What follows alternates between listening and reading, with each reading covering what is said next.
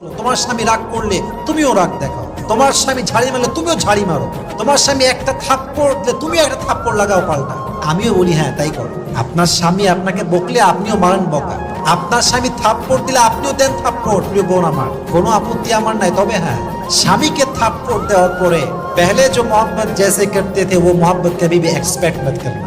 যা ভালোবাসা আগে পাইছে ওটা এনাফ, আর ভালোবাসা আপনি পাবেন না। কারণ পুরুষ ওর ব্যক্তিত্ব সম্পূর্ণ পুরুষ হয়, যার ব্যক্তিত্ব শক্ত, যে ব্যক্তিত্বে খুবই স্ট্রং, স্ত্রী তার গায়ে হাত তুলবে, তাকে থাপ্পড় দিবে, তার পুরুষত্ব বোধ থেকে সে তার বউকে আর কখনো আর আগের মতো ভালোবাসতে পারবে না। ঠিক কিনা বলেন?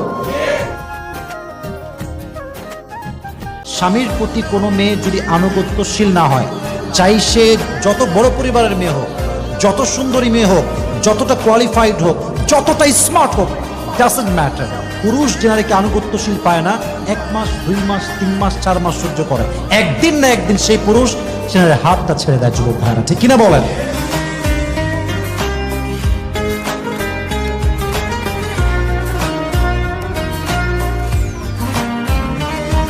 যেই মেয়েটা স্বামীর মন ভেঙে দিল পরপুরুষকে দিয়ে, এমন এমন কাজ করে স্বামীর পুরো বিশ্বাস, ভালোবাসা, মায়া, আসক্তি সব দূর করে ফেলে বিশ্বাসঘাতকতার মাধ্যমে, ও কি ওর পুরো পারিবারিক জীবনে, সাংসারিক জীবনে কখনো আর সুখের দেখা পাবে? যুবক ভাইয়েরা, মাথায় রাখবেন, অনেক মেয়ে নষ্ট হওয়ার পেছনে স্বামী দায়ী, এবং অনেক স্বামী নষ্ট হওয়ার পেছনে তার স্ত্রী দায়ী। ঠিক কিনা বলেন?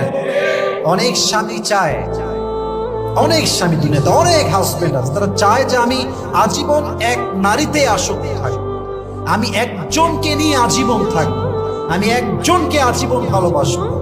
বাট যখন তার সামনে তার স্ত্রীর চরিত্র প্রকাশ হয়, তার ব্যক্তিত্ব প্রকাশ হয়, তার অন্যায় প্রকাশ হয়, তার বিশ্বাসঘাতকতার নমজন প্রকাশ হয়, তখন একজন সব যুবক চরিত্রহীন হয়ে যায়। ঠিক কিনা বলেন? বাংলাদেশে যত ডিভোর্স হয়, কথাগুলো মনোযোগ দিয়ে শুনবেন, তার সবচেয়ে বড় কারণ হচ্ছে নারীরা ধৈর্যশীল নয়। স্বামী ছোট্ট একটা কথা বলে এটাকে তিল থেকে তাল বানিয়ে দেয়। ঠিক কিনা যুবক ভাইরা? তাল বানিয়ে দেয়, আর সংসারটা অল্পতেই ভেঙে যায়। এজন্য নারীদেরকে ধৈর্যশীল হতে হবে।